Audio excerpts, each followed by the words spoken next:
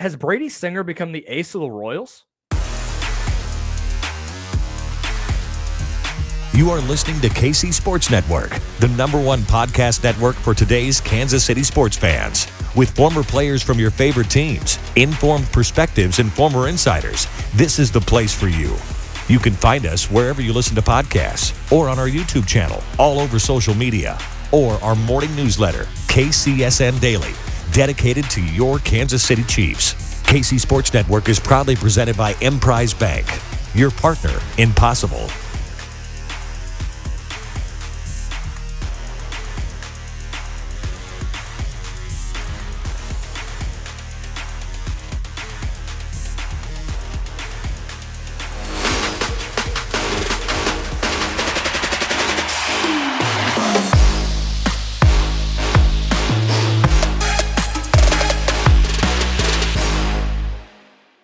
I want to talk about Brady Singer. The last 5 starts have been really good. 4 out of the last 5 have been really good. The start in Chicago was fine. Like, he gave up 4 runs in 6 innings. Gave up they got a bunch of hits, but Brady Singer last year doesn't get through 6 innings in that game, so I still chalk that up as a little bit of a W, that he's learning and getting better.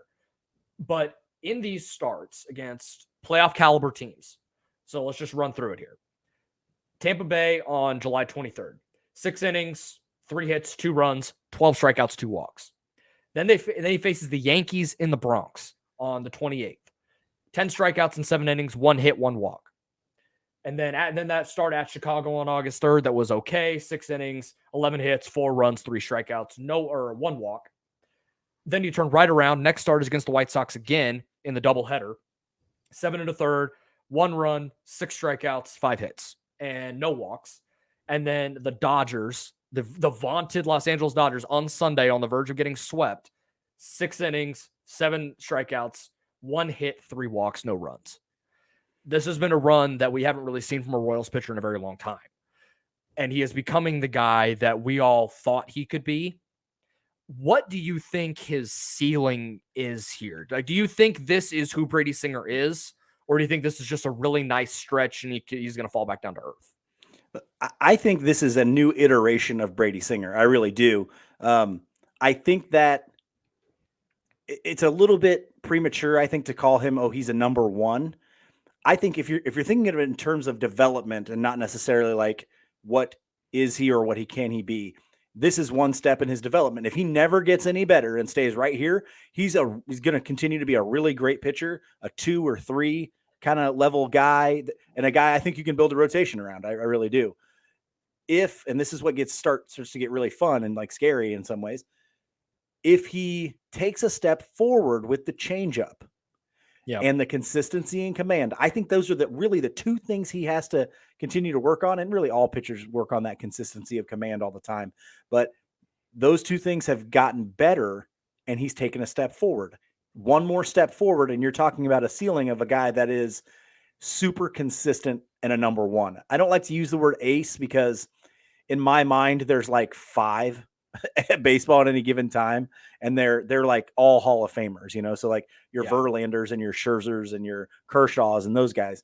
But he could be a #1. It's just it's going to take one more step forward. It took us a long time to get him to take this step, though. Let's not pretend like right. A lot of people were calling for advances in that changeup 2 years ago, and it never occurred.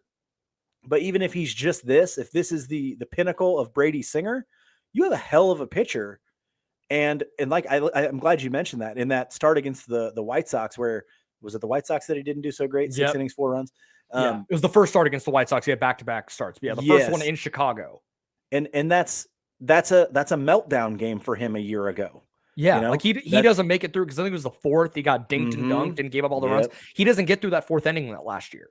Yeah, exactly. And I think when you get it, the more you get into those experiences, it certainly helps. But I think the more confidence you have in saying, okay, wait a second, I just dominated the Yankees. Okay. Or I know I haven't thrown my changeup much. Let's do it a couple times just to get into that. Okay. Now let's go back to what we were doing. I think if you watch that game, I think there was a little bit of a velocity dip in that game. I don't think his 2-seamer was going quite as hard in that game, and he wasn't locating it quite as well. So I think that changeup takes one more step And in those games when you see I don't have the best two-seamer in the world, now I can throw that changeup and it looks a little bit better now.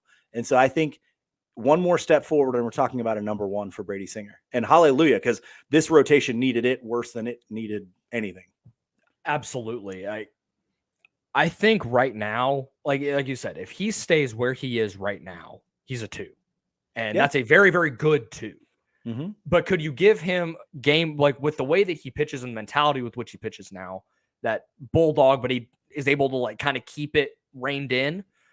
Could you give him a ball on game 1 of a playoff series? I think so. And I don't think you can feel terrible about it, but I think you can do it. Yeah. It's just going to be interesting. And the changeup is the big part of this. But what's weird is he really isn't throwing it a lot still. And he's shoving. Yeah. Like it's unbelievable. So I can only imagine the next step he takes if he throws it even like 8%. Like he's throwing it like 6% right now. Just get it to like 10, and we're talking about something really good. There's alternatives to this too. So I wanted to run this by you, and this is probably a terrible comparison, but just for the sake of conversation. Yeah. He actually throws a pretty above average spin four seam. He doesn't throw it often, but it's around 2350, 2400 RPMs, which is above league average. Mm-hmm. Alec Manoa of the Blue Jays. Yeah.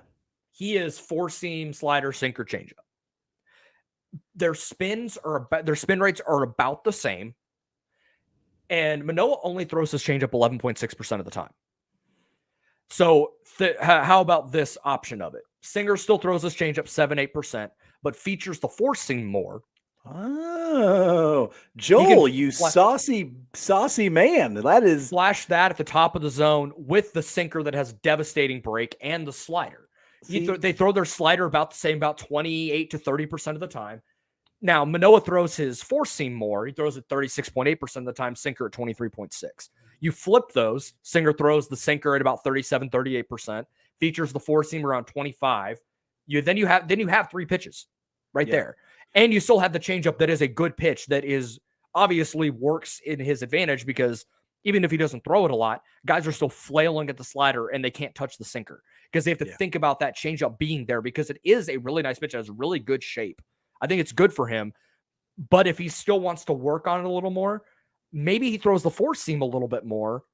And then he has the three pitches that you could use and go from there. Profit.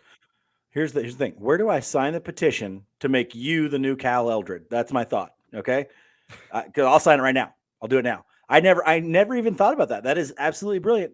It's something that kind of outside the box kind of thinking. Now, my question would be, how well does he command the four seamer? But let me see how many he's thrown this year. I don't think he's thrown many, and I guarantee you, I would just, if I had to guess, it was a four seam or like a sinker that got away and classified as it.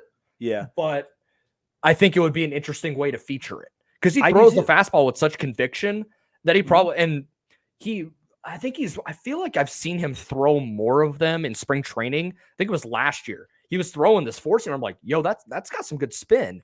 Like, I feel you could just tell, like, it held its plane at the top of the zone a lot better. So that's an interesting way to look at it. Yeah. And Josh Kaiser actually put out the other day on Twitter, and I thought it was brilliant. I was like, because I never really thought about it. We've talked so much about the changeup and his need to develop it. And then when he came back from the minors, he was throwing it more, and it felt like, yes, that's the direction he's moving. Well, then he stopped throwing it again, but his performance went up. He did better. And so Mark and I kind of talked about, like, hey, yes, when he's got his great command and, just his best stuff, his good velocity on his two seamer, it's getting a whole lot of run, then he probably doesn't need a changeup, because the slider's pretty consistent. Like that thing's good almost all the time. And he's getting now, like, he's commanding his slider so much better. Think about how many that he just left right over the middle of the plate last year. Yeah. That would just hang. Now he's able to throw that thing at the back foot of lefties. And not often do you see Mookie Betts look helpless at the plate. Yeah. That slider that he threw and had Mookie Betts flailing into the other batter's box, that made me go, oh my goodness. And Freddie Freeman, one of the best hitters of the last decade, watched that sinker at 97 go front hip and in, and he went, what am I supposed to do with that? That has really been the difference. And not just to lefties. Like, we all go back to Greg Maddux, as he was the absolute king at doing that with no velocity, but just could do it all the time. But the thing that has impressed me the most since like this awesome run started, when a right-hander's in there and he starts the ball in the left-handed batter's box and it comes back over the edge on the outside corner, they give up on it so quick. Even if they make contact with it, where are you going to hit that? Like, Yeah. It's been so good to watch that. It's almost like he has a better idea of pitching now as well. My thing is this: when those starts come, like that White Sox game, if he has a better changeup and is willing to throw it more, I think you get through 6 and give up 2, if that makes sense. Oh, you know, you get to a point where it's like, hey, dang it. That day hit the velocity on his 2-seamer was down a good mile per hour. Mm-hmm. Okay. I know that, let's lean on that changeup a little bit more. Right. So now it's that day we throw at 15. Normally, maybe we throw at 10 or whatever. And so that's kind of where I would like to see it go. I didn't even think about a 4-seamer. Maybe he feels more comfortable with that. If he does, that's an added weapon. Like, that's how great pitchers develop. They mature in the sense where it's like, okay, what was your best pitch and what you did early on, by the time it's the end of your career is almost, I mean, think about Roger Clemens in the splitter. Yeah. Didn't even have it when he started pitching, right? But picked it up, developed it. By the end of his career, it's like all he was throwing. And so it's like that I would love to see that from him. Like, maybe it's, hey, I'm going to start leaning into this, or having the 4-seamer as a complement to this devastating 2-seamer that I have. I'm going to have this changeup as a complement to this devastating slider that I have.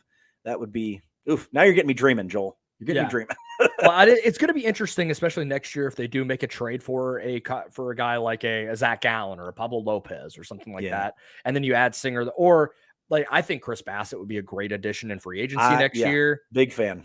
So you put those guys in the rotation together. Maybe they're, you bring in that veteran presence of somebody else that's done it for a little while. And especially like Chris Bassett the last 3 years has been really, really good. Yeah. Maybe there's something there. Or you just say F it, and if John Sherman really wants to go and throw some money around, just throw Jacob deGrom $200 million and let's just make that happen. I'm going to keep saying it on every podcast just so it happens. Joe keeps saying this, and there is absolutely no I know there's no way it's going to happen, but a man can dream. Okay. And my dream is Carlos Rodon. Like, and I like to tell myself it's more realistic. It's about as realistic as DeGrom is. That'd still take probably 9 figures. Yeah, it's going to be huge. But I was thinking, like, okay, go get yourself 1 Rodon or 2 of Bassett and 1 guy maybe 1 step below Bassett. And then if you squint hard enough, we got a pretty damn good rotation. Well, I think what's nice about all this too is that you feel like at least 2 spots are solidified between Lynch and Singer. Like, I think Lynch has done enough over the last month and a half that you're starting to see it all kind of click for him. And even I'll give him credit. Chris Bubic has not been flashy, amazing this year. But if you're asking him to be your number 5, that's a good 5. Like, that's fine. Like, you can make that work. Like, I think people put too much expectation on him. I think the expectations are a little too high. I'll put it that way. After him being the minor league pitcher of the year in 2019, and they thought, he can be like your 2, and Brady Singer can be your 1. Like, I think Singer's your 2, and Bubic is your 5, and Lynch is like your 2, 3. Somewhere in there. I don't think Lynch is the ace that we all thought he could be, but he's certainly a solid mid-rotation piece. Now you need to go get that ace, or if Brady Singer takes this next step, you have your ace, and you just go get another pitcher to have 1B. Yeah, and I think, like, we were talking about this the other day as well on this week's episode. I think Bubic is the kind of guy that you want as a 5. You want him, and you tell him this, because since for the last, I don't know, maybe month, maybe not quite a month, he's been reaching back for just a little bit more on a fastball when he needs it. So it's going 94, 95, and he's getting some strikeouts with it. He's getting some swing and miss with it. If I say that is you, that is now Chris Bubic. Okay. Yep. Basically what you have, Chris Bubic, now is 2 different fastballs, one that's 92 and one that's 95. Okay. Exactly. And guys used to do that all the time. Guys used to add and subtract from fastballs all the time. That's your thing now. You have the changeup, you got the slurvy curveball, you've got the 2 different fastballs, and we will only require you to go 5 innings. We will get you out of there before it becomes a problem, because you can tell he is wearing down. After the 5th, he struggles sometimes. Yep. So you get us through 5, Bubic, you'll be our 5 starter forever, And I think that's where it kind of becomes. And he could take a step, go back and look at the slider that he told us was really good coming into the year. Like, where'd that go? Let's try it, Well, I think I know where it went, and I don't want to talk about it. Regardless, give me that petition. Where's that petition? Yeah, no kidding. But regardless, Brady Singer has been awesome and a revelation for the team, because coming into the year, I was like, all right, well, we'll see what we got. Maybe he's your 4. Maybe he's just a bullpen arm. And in the matter of 6 weeks, he has completely turned around everything that I thought about him. So it's a massive credit to him to get it figured out and become the guy that we all think he can be. It's huge for the future of this team over the next few years, because so much has been invested in trying to get all these pitchers here to get the rebuild. I know they don't want to call it that, but it is what it is. Mm-hmm. Get the rebuild done so that we can start competing. The bats are here. The pitching is slowly starting to creep up there. I think there's enough that we're seeing that it can happen. And if you're really able to get some of these guys to really turn it on next year, you can dream on some things of where this team can be in 2023. Yeah. And this is kind of when I think I first heard it posited on Royals Farm Report, that, hey, it could be an opportunity to go out and sign some free agents to fill out this rotation. And it just hit me like a ton of bricks, and it's way out of left field. But what if that becomes your thing as the Royals, right? We're going to develop a whole bunch of bats that we can save money on in those first 6 years. If they become too good, you're going to be paying them during those ARB years, but still, you're not paying a ton of money there. And then the money that you save, you then go out and buy pitchers that other teams have already developed, because the attrition is just so high. The risk in developing pitching is just so high. Why take it on? Yeah, you'll have pitchers in your organization that maybe you can develop. And I kind of like that, the top spots in the draft went to hitters. Let's keep draft doing that. More hitters. And by the way, Gavin Cross has 2 home runs tonight in Columbia and 4 on his minor league career. Oh, he got a second one. I saw the first one. Got a second. Keep doing that, and then if a guy hits in the 5th or 6th round that you drafted that's a pitcher, fantastic. Or if you just become the team that develops guys that are 3, 4s, and 5s, great. Go get yourself a 1 and a 2, or maybe you get a guy who's a 2 and you develop that, and you fill it out just with money. Now, I know we don't have a lot of money, but you're not spending it on hitters. So go get it in pitching. I think it's a novel way to look at putting together a baseball team, and I'd love the Royals to think about it that way. It's going to be a really exciting last couple of months to see how things shape out, and then the offseason is going to be fascinating. I don't know how it's going to go. I wish Zerpa wasn't hurt, man. I know that Zerpa wasn't hurt. That really hurts. Yeah, but having a guy like Brady Singer out there really, the Royals haven't had many guys that are like win day in a very long time, so it feels like win day when he's out there. So that is really nice. Hopefully he pitches on the next homestand. I think he'll probably pitch in the Padres series if I had to guess. So that'll be fun. And if you're looking for the best selection of Royals tickets, be sure to check out my friends at Tickets for Less, ticketsforless.com. You will find the best selection of Royals tickets at the best prices, and you'll never pay outrageous per ticket service fees like you do on other sites out there. Plus, use our exclusive partner code to save even more on your tickets. Simply use promo code KCSN22 at ticketsforless.com to save on any Royals memories, or save on any Royals ticket. Order that code again, KCSN22. Memories for life start at ticketsforless.com.